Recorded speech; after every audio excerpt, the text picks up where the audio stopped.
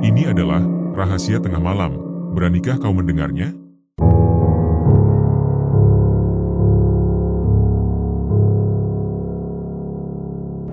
Malam itu menjadi awal dari sebuah kisah yang penuh misteri. Sebuah kisah yang pernah diceritakan oleh seseorang yang memiliki tempat istimewa dalam hidupku. Seseorang yang, meskipun tak pernah berada di sekolah, kampus, atau pekerjaan yang sama denganku, telah kuanggap seperti abang kandung sendiri. Pertemuan kami di kota pahlawan selalu menghadirkan rasa rindu, terutama pada wejangan-wejangannya yang selalu mendalam. Nama orang itu adalah Mas Damar. Mengingat Mas Damar, kenanganku kembali pada sebuah cerita yang ia bagikan kepadaku, sebuah pengalaman yang tidak hanya menarik, tetapi juga mencekam. Cerita ini, tentang sebuah desa yang disebut Desa Gondomait, selalu meninggalkan kesan yang mendalam di benakku. Desa yang, menurut Mas Damar, adalah tempat yang gila dalam arti sesungguhnya. Ia bercerita dengan mata yang bergerak gelisah, seolah peristiwa itu masih jelas terpatri di ingatannya. Dalam deskripsi yang ia bagikan, setiap hari ada saja yang meninggal di desa itu, dan ketika kematian tidak terjadi, justru malapetaka besar yang mengintai. Cerita ini terus berlanjut hingga perhatianku teralihkan oleh suara motor yang berhenti di dekat kami. Seorang pria lain, yang aku kenal baik, Mas Erik, datang dan bergabung, memesan kopi seperti biasa. Tatapan Mas Damar pun beralih ke arah Mas Erik, dan ia mengingatkan Mas Erik akan pengalaman mereka bersama, saat mereka tersesat di desa yang sama, Gondomait, ketika masih kuliah. Wajah Mas Erik yang awalnya tenang, perlahan berubah. Ada bayangan ketakutan yang menyelinap di antara garis-garis wajahnya, menunjukkan bahwa kenangan itu masih menghantui. Rasa ingin tahuku semakin kuat, memaksa diriku untuk mendesak agar cerita itu diceritakan kembali. Aku, yang memang gemar mendengar kisah-kisah semacam ini, akhirnya berhasil membujuk Mas Erik setelah menjanjikan kopi dan rokok sebagai imbalan. Dalam diam, Mas Erik mulai bercerita, menunjuk ke arah utara dari kota pahlawan, mengisyaratkan lokasi desa yang dimaksud. Di sanalah, katanya, Desa Gondomait berada. Cerita dimulai dengan Mas Damar yang baru saja diangkat menjadi ketua Mapala periode 2011 hingga 2012 di Universitas T, sebuah universitas yang cukup ternama. Tugas sebagai ketua di semester 6 bukanlah hal yang mudah, terlebih ketika ada rencana besar untuk mendaki puncak Mahameru pada bulan Juli, proyek bersama 4 universitas lainnya. Untuk mempersiapkan tim, Mas Damar merancang sebuah latihan mendadak, meski pada akhirnya tidak satupun anggota yang sanggup karena bersamaan dengan ujian tengah semester. Dengan semangat yang tak luntur, Mas Damar memutuskan untuk melanjutkan rencana itu, meskipun harus melakukannya seorang diri. Mas Erik, ketua Mapala sebelumnya, akhirnya memutuskan untuk bergabung demi nama universitas mereka.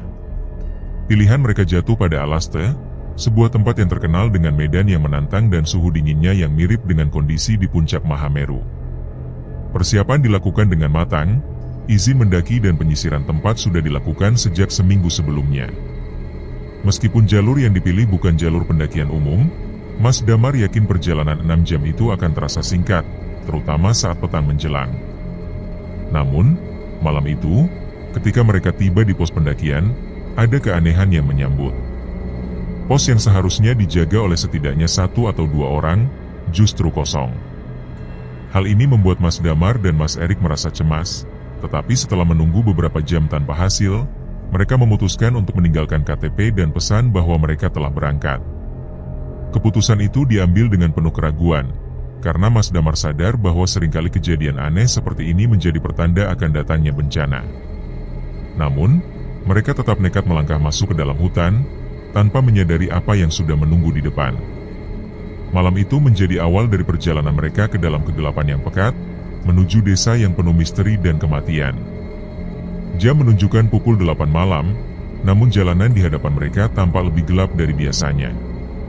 Padahal, jalur itu seharusnya masih cukup terang mengingat pos pertama tidaklah terlalu jauh. Malam itu berbeda, kegelapan seolah menelan setiap jejak mereka, dan keheningan menggantung di udara. Tak ada suara binatang malam, seolah seluruh alam ikut menyimpan rahasia yang hanya mereka berdua yang tak mengetahuinya. Medannya menanjak, mirip sebuah bukit setapak, namun masih cukup ringan untuk dilalui dengan santai. Erik adalah yang pertama merasakan kejanggalan itu. Ingatan Erik melayang pada kata-kata mbahnya, yang pernah mengatakan bahwa jika alam tiba-tiba sunyi, itu pertanda ada sesuatu yang tak terlihat di sekitar. Damar, yang berjalan di belakang Erik, mendengarnya dengan perasaan tak tenang. Seharusnya, tak ada lagi orang di belakangnya, namun bulu kuduknya berdiri sejak beberapa waktu lalu.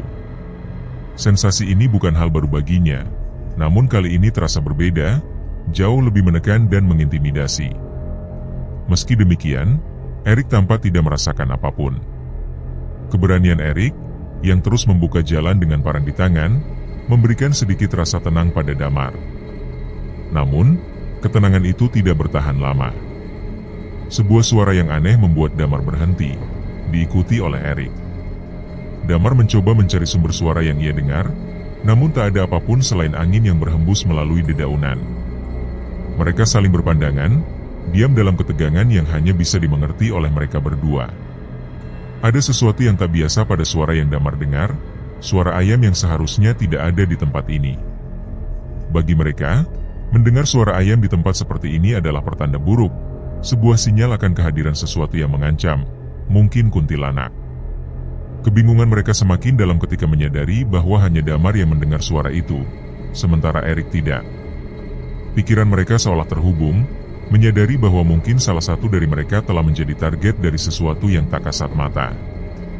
Jantung mereka berdegup lebih cepat, napas mereka mulai tersengal, menandakan bahwa mereka telah berjalan cukup jauh. Rasa lega yang muncul setelah berpikir mereka telah aman, segera sirna ketika Erik tiba-tiba mencium aroma bunga Kamboja yang menusuk hidungnya. Mereka saling bertukar tatap, memahami bahwa bau ini bukanlah pertanda baik. Bagi Erik, umpatan atau kata-kata kasar adalah cara untuk menenangkan diri, meskipun Damar selalu merasa bahwa tindakan itu justru bisa membawa hal yang sebaliknya. Ketakutan mereka berubah menjadi kenyataan ketika Erik melihat sosok di balik semak-semak. Sosok itu berdiri di bawah pohon rindang, tinggi, hampir setinggi Erik, dengan kain putih yang mencolok di tengah kegelapan. Awalnya, kepala sosok itu tampak bergerak tanpa tujuan, namun setelah beberapa saat, Erik menyadari bahwa gerakan itu disebabkan oleh leher yang patah, membuat kepala tersebut bergoyang-goyang dengan cara yang menyeramkan. Saat itulah Erik sadar bahwa sosok di depannya bukanlah manusia biasa, melainkan kuntilanak, penunggu hutan yang sering diceritakan sebagai korban dari kecelakaan atau bencana yang tak wajar. Damar kembali dari tempat ia berhenti untuk buang air kecil, dan tanpa banyak bicara, mereka melanjutkan perjalanan. Meski mereka tahu telah menempuh setengah dari jalur pendakian, Erik lebih banyak diam, menyimpan sesuatu yang membuatnya semakin gelisah. Damar mencoba mencairkan suasana dengan asap rokok, namun Erik tetap terdiam, sesekali melirik ke belakang, seolah ada sesuatu yang mengikutinya. Kegelisahan Erik akhirnya terungkap ketika mereka mencapai tanah lapang, pertanda pos kedua sudah dekat. Dengan wajah pucat, Erik mengakui bahwa ia melihat kuntilanak. Meski kaget, Damar tidak menanggapi terlalu dalam, namun ia menyadari bahwa ketakutan Erik nyata. Seiring waktu, Erik menjadi lebih tenang setelah meneguk air dari botol yang mereka bawa, dan menceritakan pengalamannya secara lengkap. Namun, keanehan lain muncul. Pos yang seharusnya berada dekat dari tanah lapang itu tampak menghilang, meski mereka telah mencari selama hampir 2 jam. Mereka hanya terus berputar di tempat yang sama. Akhirnya, tanpa pilihan lain, mereka memutuskan untuk menginap di sana. Pasrah pada nasib, mereka bersiap menghadapi apapun yang mungkin datang di malam yang penuh misteri ini. Langkah kaki bergema di tengah kegelapan, membangunkan Erik dan Damar dari kelelahan mereka. Suara ramai yang mengikuti jejak itu menarik perhatian mereka, memperlihatkan pemandangan yang membuat hati mereka berdebar. Sekelompok orang berjalan beriringan, seolah-olah ada tugas penting yang harus mereka selesaikan. Mata Erik dan Damar kemudian tertuju pada barisan terdepan, di mana mereka melihat pemandangan yang tak terduga, sebuah prosesi penguburan mayat. Kehadiran prosesi itu di tengah hutan yang gelap dan jauh dari pemukiman jelas menyimpan keanehan tersendiri. Pertanyaan muncul di benak mereka tentang alasan dibalik penguburan jenazah pada malam buta di tempat yang begitu terpencil.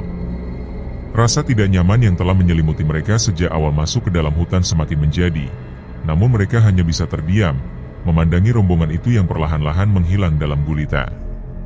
Di tengah ketidakpastian itu, Damar mulai merasakan sakit yang semakin tak tertahankan di bagian selangkangannya.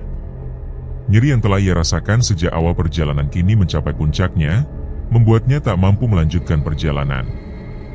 Dalam keadaan tak berdaya, Damar menceritakan kondisinya kepada Erik, yang terkejut melihat apa yang terjadi. Ketika Erik melihat lebih dekat, ia pun diliputi ketidakpercayaan. Matanya terbelalak melihat sesuatu yang ganjil pada tubuh Damar. Dalam keputusasaan, Erik memutuskan untuk membiarkan Damar bersandar di pohon terdekat. Pikirannya terfokus pada rombongan yang mereka lihat sebelumnya. Ia berlari menembus semak belukar, berusaha menemukan mereka kembali, berharap bisa meminta pertolongan. Namun, semakin jauh ia berlari, semakin jelas bahwa rombongan itu telah lenyap, meninggalkan Erik dengan berbagai tanda tanya. Ia mulai bertanya-tanya bagaimana mungkin mereka bisa berjalan dengan santai, membawa mayat melewati medan yang begitu sulit. Setelah berlari tanpa hasil, Erik akhirnya memutuskan untuk kembali kepada Damar. Namun, ketika ia sampai, pemandangan yang dilihatnya membuatnya terkejut.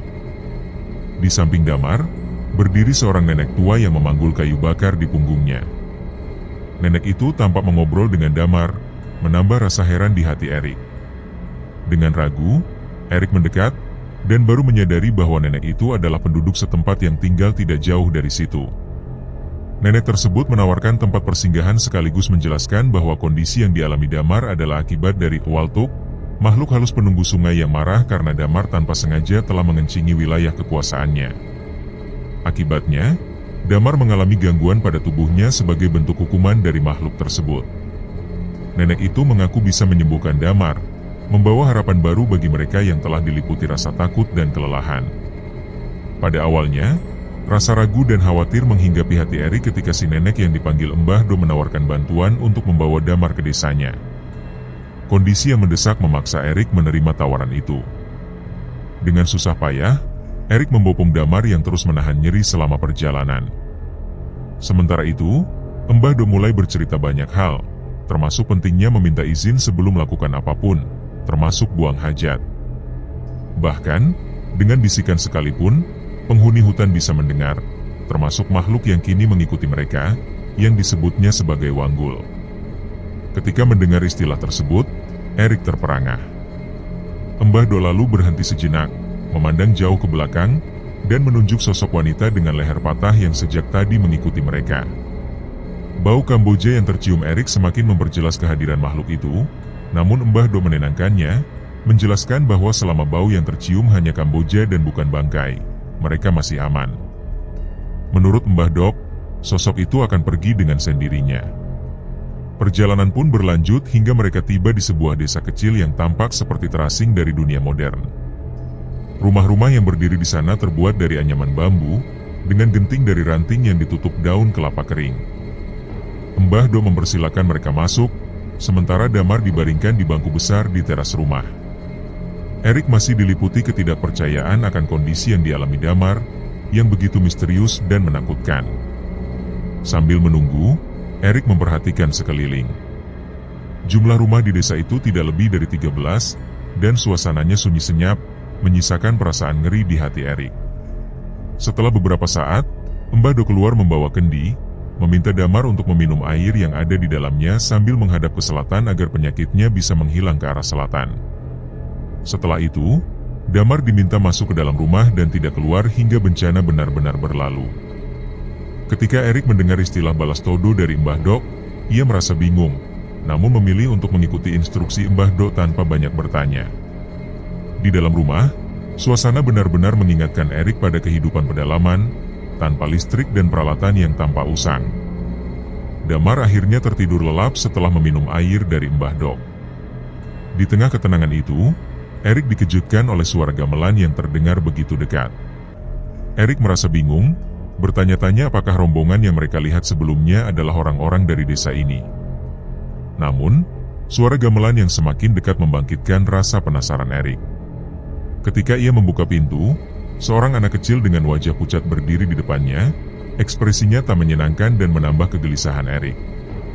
Mbah Do terlihat berbicara dengan seseorang, dan Erik mencoba mencuri dengar, namun hanya menangkap kalimat-kalimat terpotong, seperti giliran mati saudara ilmu habis.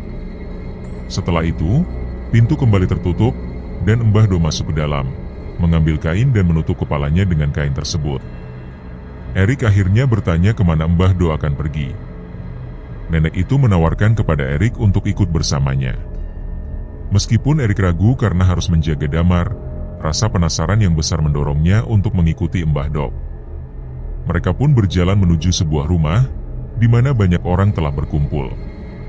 Suara gamelan yang ditabuh semakin jelas, dan Erik melihat 4 lelaki setengah baya keluar dari rumah sambil mengangkat keranda mayat. Pertanyaan demi pertanyaan muncul di benak Erik. Bukankah prosesi pemakaman sudah dilakukan sebelumnya? Mengapa ada pemakaman lagi? Mbah Do memimpin barisan, berjalan di depan, dan Erik, yang sudah setengah jalan, terpaksa harus mengikuti prosesi itu. Sepanjang perjalanan yang naik turun, ekspresi sumringah terlihat di wajah-wajah orang-orang yang ikut dalam iring-iringan tersebut, menambah keganjilan yang dirasakan Erik. Namun, ia hanya bisa menahan diri dan mengikuti rombongan itu dalam diam. Di tengah kegelapan malam, mereka tiba di sebuah tempat yang memancarkan aura suram.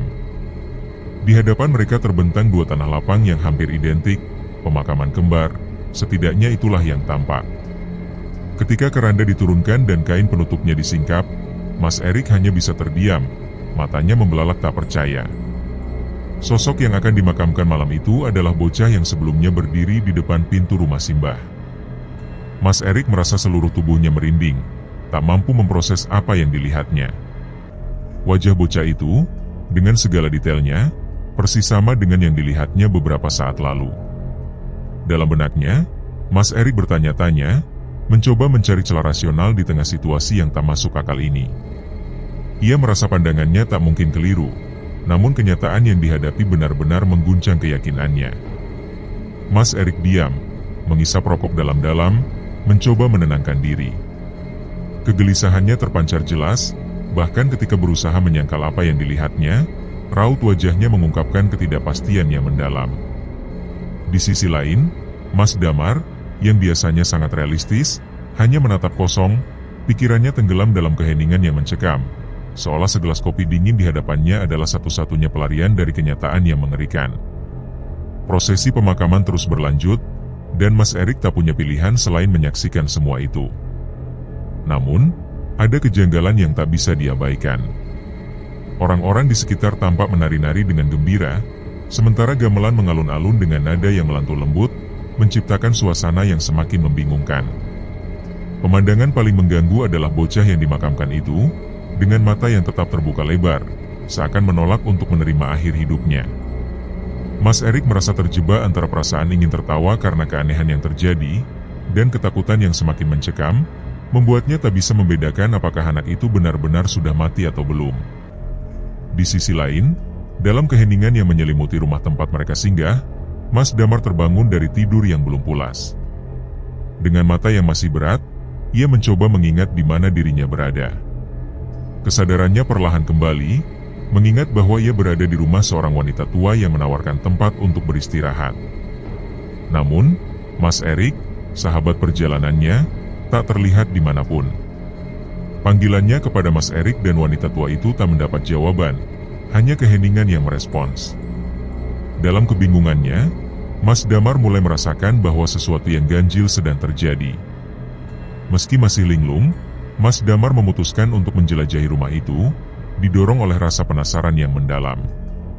Langkah kakinya yang tenang membawa dirinya lebih jauh ke dalam rumah, di mana ia mencium aroma yang familiar, bau daun sirih, aroma yang mengingatkannya pada masa kecil di rumah mbah buyutnya. Tanpa disadari, tangannya mulai bergerak memeriksa setiap sudut rumah itu, meski ia tahu tindakannya mungkin dianggap tak sopan.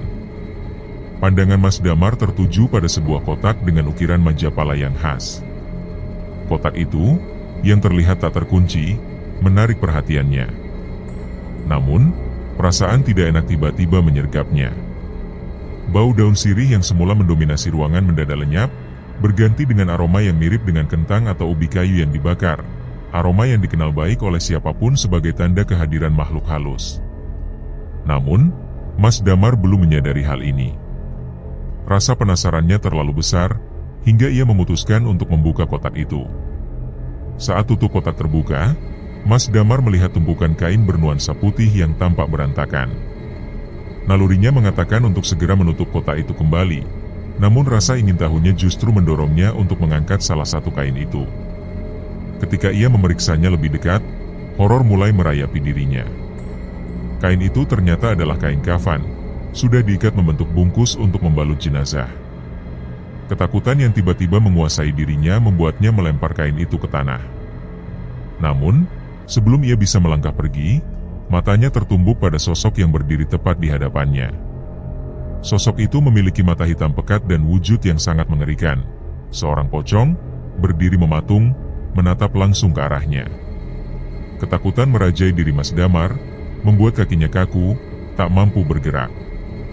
Di tengah ketidakberdayaan itu, hanya satu hal yang terlintas dalam pikirannya, keinginan untuk jatuh pingsan dan melarikan diri dari mimpi buruk ini. Peristiwa itu sungguh menjadi kenangan yang tak terlupakan. Di tengah kegelapan malam, Mas Damar merasakan kengerian yang begitu dalam saat mendengar suara lirih yang menusuk hingga ke tulang. Suara itu, seperti bisikan dari alam lain, berbunyi samar namun memekakkan. Tali pocong, tali pocong. Ketakutan yang merayapi dirinya membuat tubuhnya seakan membatu. Sementara detak jantungnya semakin kencang ketika suara pintu yang terbanting keras membuatnya terjaga dalam kepanikan. Di hadapannya, Mbah muncul dengan wajah penuh kemarahan, melangkah maju dengan keberanian yang tak terbayangkan. Tanpa ragu, Mbah mencengkeram ujung kain kafan si pocong dan dengan tangan kosong, ia menyeretnya keluar, kemudian melemparkannya ke kebun belakang rumah gubuk itu. Mas Damar, yang masih dibalut ketakutan, hanya bisa menyaksikan semua itu dengan hati yang tak menentu. Pikirannya kalut, bertanya-tanya tentang kejadian yang baru saja terjadi, seakan dunia yang ia kenal telah berubah menjadi sesuatu yang asing dan mengerikan. Wanita itu, yang selama ini hanya dikenal sebagai Mbah, menatap Mas Damar dengan tatapan dingin yang menusuk, seolah memberikan peringatan yang tak boleh diabaikan. Mas Damar tidak bisa menghilangkan kata-kata yang diucapkannya dari benaknya, seolah-olah setiap suku katanya terus terngiang dalam pikirannya, membentuk bayang-bayang yang menghantui. Sementara itu, Mas Erik baru menyadari bahwa kehadiran Mbah yang selama ini menemani mereka tiba-tiba menghilang. Penasaran mencengkeram dirinya, terlebih ketika ia menyadari bahwa proses pemakaman yang seharusnya sederhana justru memakan waktu hingga larut malam. Ia merasa ada sesuatu yang janggal ketika ia melihat lubang kubur yang belum selesai ditutup. Keganjilan semakin menjadi ketika ia menemukan tali pocong yang belum dilepas, namun tak seorang pun dari mereka yang tampaknya peduli. Di tengah situasi yang semakin aneh, firasat buruk merambati Mas Erik, menyadarkannya akan bahaya yang mengintai. Dengan hati yang gelisah, ia memutuskan untuk segera meninggalkan tempat itu, merasa bahwa desa ini menyimpan rahasia gelap yang belum terungkap. Ketika akhirnya ia sampai di rumah Simbah, ia bertemu dengan Mas Damar yang tampak seakan telah melewati pengalaman yang serupa. Tatapan mereka bertemu, dan tanpa kata-kata, mereka tahu bahwa ada sesuatu yang tidak beres dengan desa ini. Kedua pria itu mulai merasa ada kekuatan besar yang tersembunyi di balik desa yang sepi ini. Namun, sebelum mereka sempat mendalami misteri tersebut, suara langkah kaki Simbah terdengar mendekat, membuat mereka tersentak. Wajahnya yang tadinya penuh amarah kini kembali tenang, seperti saat pertama kali mereka bertemu. Kamar tempat mereka beristirahat sudah disiapkan, meskipun tidak ada yang menarik selain sebuah ranjang dengan tikar anyaman sebagai alas. Di tengah keheningan malam, ketika tubuh mereka mulai merebah untuk beristirahat, terdengar suara yang tidak asing di telinga mereka. Suara ayam yang samar, seakan berasal dari kejauhan, menggema di antara dinding-dinding rumah. Mas Erik, yang pertama kali terjaga, segera menyadari bahwa ada sesuatu yang tidak beres. Ia membangunkan Mas Damar yang tampak pucat, seolah menyembunyikan sesuatu. Ketika Mas Damar akhirnya membuka suara, ia bertanya kepada Mas Erik tentang kepercayaannya terhadap pocong. Pertanyaan itu membuat ingatan Mas Erik kembali kepada peristiwa yang baru saja terjadi, membuatnya semakin gelisah. Di tengah ketakutan mereka, keduanya menyadari bahwa desa ini tidaklah normal, bahwa ada sesuatu yang tidak kasat mata namun sangat nyata mengancam keselamatan mereka. Mereka memutuskan untuk segera pergi, namun baru saja mereka mengumpulkan barang-barang untuk keluar dari kamar, Mereka dihadang oleh Simbah. Wajahnya yang dingin menatap mereka dengan intensitas yang membuat nyali ciut. Mbah kemudian bertanya dengan suara yang syarat dengan ancaman tersembunyi. Mbah, yang tadinya hanya diam, tiba-tiba berubah. Tubuhnya membungkuk dengan cara yang aneh, dan senyuman yang muncul di wajahnya adalah senyuman paling mengerikan yang pernah mereka lihat. Ia berbicara dengan nada yang membuat bulu kuduk mereka berdiri, memberikan pesan yang jelas bahwa mereka tidak akan bisa keluar dari desa ini. Kengerian semakin terasa ketika tawa mengerikan Simbah memenuhi ruangan, membuat mereka menyadari bahwa mereka terperangkap dalam sebuah misteri yang mungkin tak akan pernah mereka ungkapkan.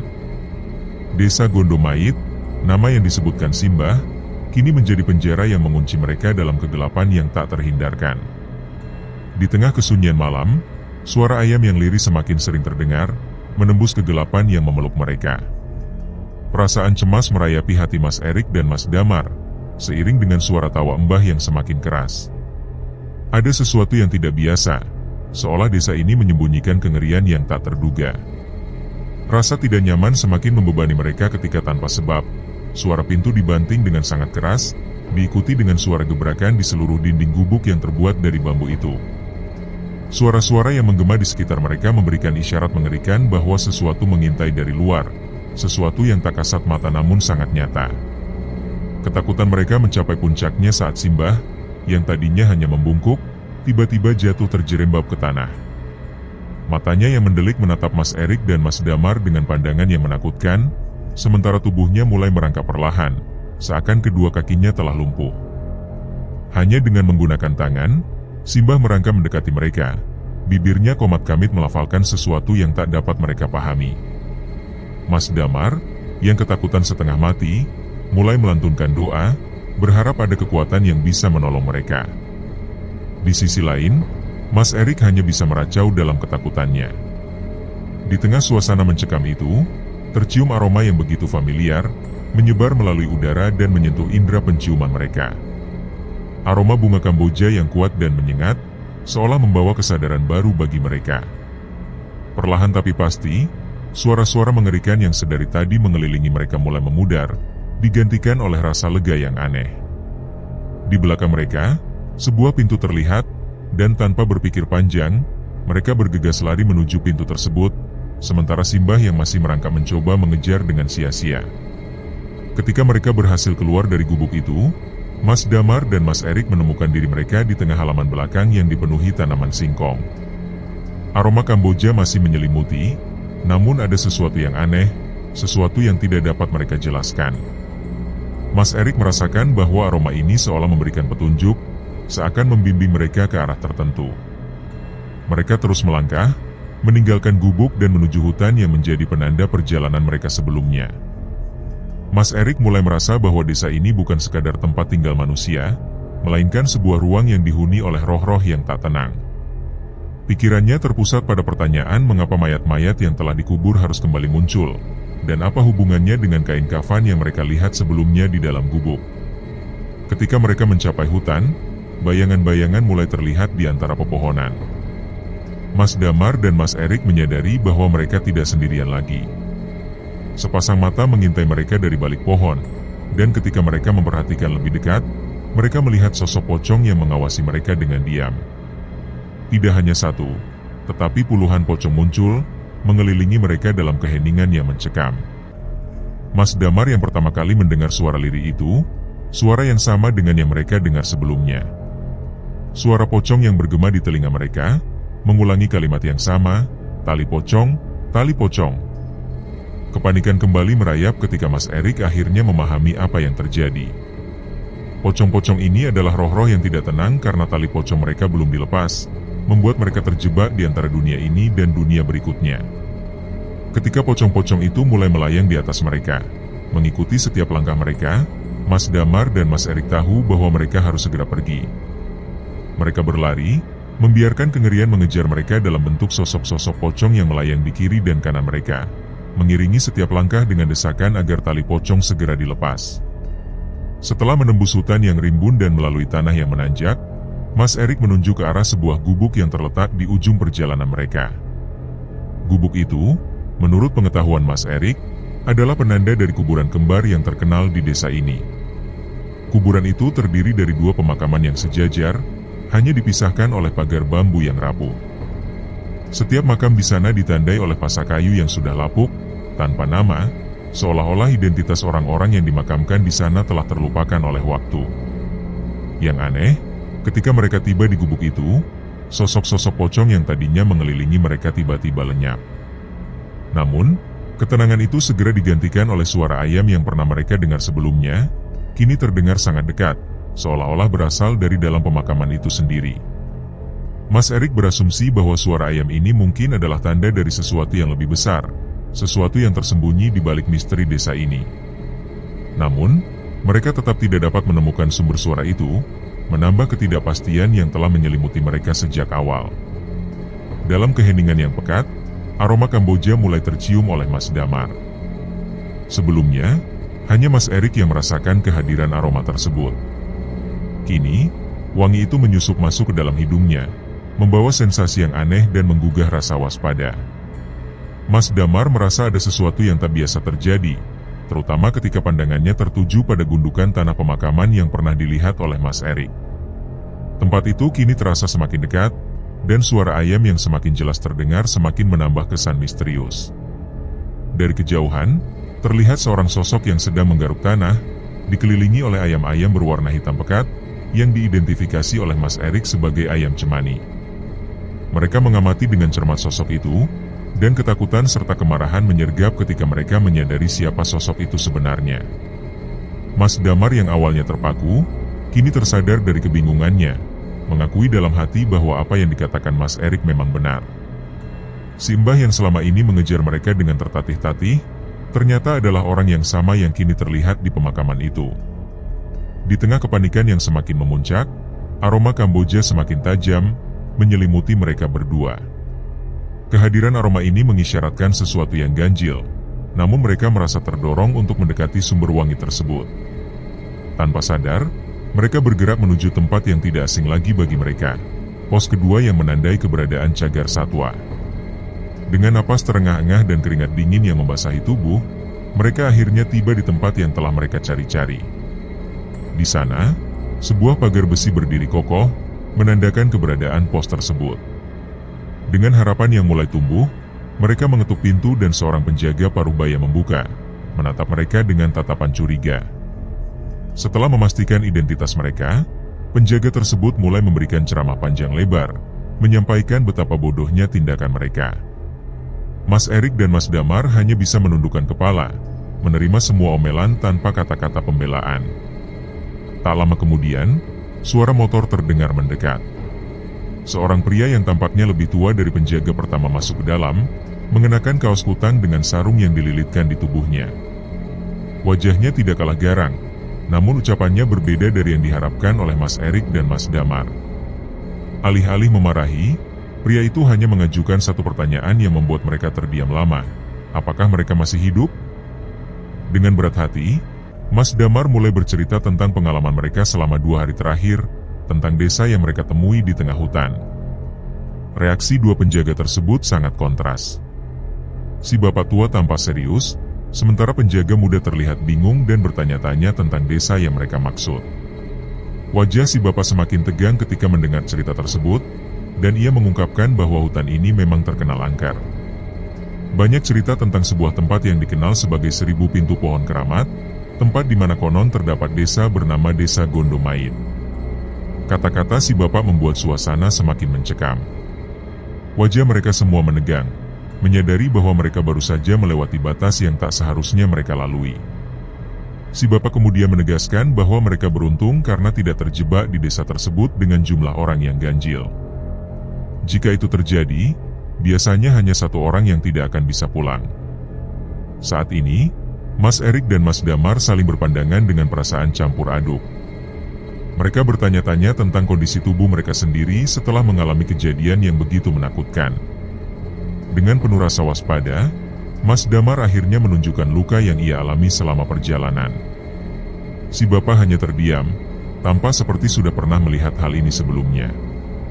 Tanpa banyak kata, si bapak menginstruksikan Mas Damar untuk berbaring, dan perlahan-lahan mulai menarik jari-jari kakinya satu persatu, seolah-olah mencoba mengusir sesuatu yang tak terlihat dari dalam dirinya. Setelah hampir setengah jam, si bapak tua dengan telaten memijat kaki Mas Damar yang sempat membesar. Keajaiban terjadi ketika kaki yang bengkak itu perlahan kembali ke ukuran normal. Dengan nada serius, si bapak mengingatkan, besok-besok jangan kencing sembarangan lagi.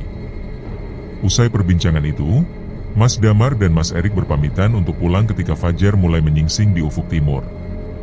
Mas Damar pergi lebih dulu, meninggalkan Mas Erik yang masih diselimuti rasa penasaran. Sebelum beranjak, Mas Erik kembali menemui si bapak dan bertanya tentang wanita tua yang sempat mengejar mereka. Wajah si bapak tampak merenung sejenak sebelum akhirnya berucap, "Sarti, Sarti." Nama itu terus bergema di benak Mas Erik. Ia mengingatkan dirinya akan cerita-cerita yang pernah ia dengar tentang ilmu hitam yang bisa mengendalikan pocong untuk mencelakai orang lain. Si bapak menjelaskan bahwa Sarti hanyalah sebuah gelar, bukan nama. Pocong yang diikat dengan ilmu hitam bisa digunakan untuk berbagai tujuan jahat, termasuk mengganggu bisnis atau bahkan mencelakai seseorang. Dan desa yang mereka temukan di hutan itu, menurut si bapak, dimiliki oleh si mbah yang mengejar mereka. Mas Erik mencoba memahami penjelasan si bapak.